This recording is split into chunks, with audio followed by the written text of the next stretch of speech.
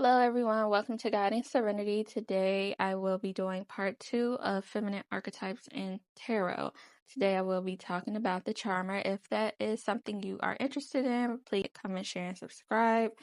And we're going to talk about different people who also have these qualities as well. So, jumping right into it, like I said, we're talking about the Charmer. And the charmer is someone who is playful, flirty, good with communication as well. So they have what some may call the gift of gab. And so the first tarot card that has some of this energy that you can think about when you're doing tarot readings is the Queen of Wands. Now, I like to call the Queen of Wands the Queen of the social network because she's the life of the party and she also knows how to work a room. So this is also fire energy. So think Aries, Leo, Sagittarius. These are people who love to yap a lot. They like the center of attention as well. They also love to go to different events, party plan, and show up in that type of way. So think of the people with that type of energy. They probably have that Queen of Wands energy, and they could probably be described as charming and very sociable. So also they are charismatic and go-getters. And the reason why they have that go-getter energy is because the wand energy is the energy of creativity, new beginnings, things of that nature. So when you think of Aries, Leo, and Sagittarius is known as the traveler. Think of travel influencers, people who like to do event planning. When you think of the Leo, think of actresses, singers, or just content creators in general. A lot of them tend to be Leos and have that energy as well. Next, we have the Page of Cups. Now, the Page of Cups is water energy. They're very imaginative. We also have flirtation here, playful and deep emotional connections because of that water energy. Now, with the Page of Cups is a younger type of energy. So think of young love and think of the young flirtatious type. Sometimes they could be a little naive as well because of their youth, but that's not to say that that can't fit into older energy as well. And lastly, we have the Star card. Now, the Star card is a major arcana card, but it's also representative of Aquarius. Now, I know we were talking about fire signs and a little bit of water energy, but Aquarius is the sister sign to Leo. And when you think about Aquarius, Megan Thee Stallion is an Aquarius, and she has that larger than life type of energy. She's also very playful. She seems very funny. She seems to make friends very easily. However, we're not going to get into how real or fake those friends may be, but she knows how to get around the room. She knows how to be very sociable, and she has this larger than life attitude, and she is a go-getter. She has that hustle mentality of the charmer and that Queen of Wands energy that I mentioned as well. The Star has the alluring, optimistic energy, very hopeful, and is easygoing.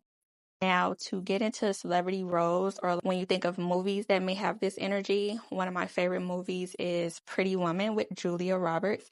And she has that charmer, feminine aesthetic because she was a streetwalker, sex worker, if you will.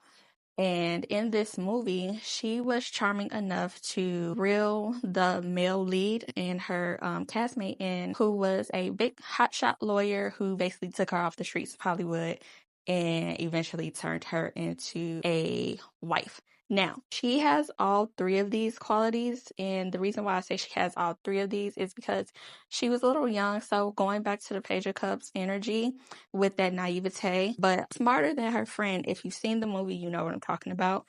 But that's that flirtatious and deep emotional connection. The deep emotional connection is what got her locked in with him. However, the Queen of Wands energy is what initially reeled him in. So the charismatic go-getter energy, because she was just a working girl trying to make a buck at first. He was just a Mark or a John, as they would call it. She didn't necessarily have big dreams on settling down with him.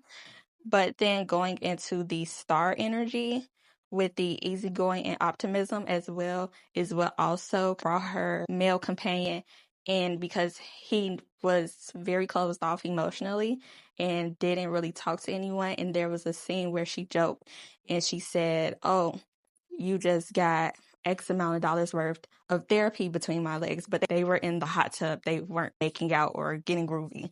Next is Sandra Bullock. Now, I love both Julia Roberts and Sandra Bullock.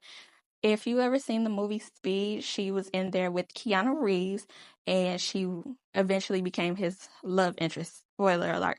But they had very good chemistry in the movie, and she also had that star-like energy. She wasn't very life of the party energy. She was just a woman trying to go to work. If you know what the movie's about, then you know what I'm talking about. But she had the star energy because she was easygoing and she made a hard situation, a tough situation, a little bit more manageable for Keanu Reeves in the movie, which led to their romance. Also, in other roles that she has, she is comedic. So she does a lot of comedic movies, which includes Miss Congeniality, and it's a series. I want to say it's a trio, if I'm not mistaken. I could be wrong. But even in that's more like the Queen of Wands energy because in Miss Congeniality she is undercover. It's been a while since I've seen the movie, so I may be chopping it up. But that's that life of the party, glitz and glam energy that I was just mentioning. So if you all like this type of comment down below. What are some celebrities or movie roles that you think embody the charm?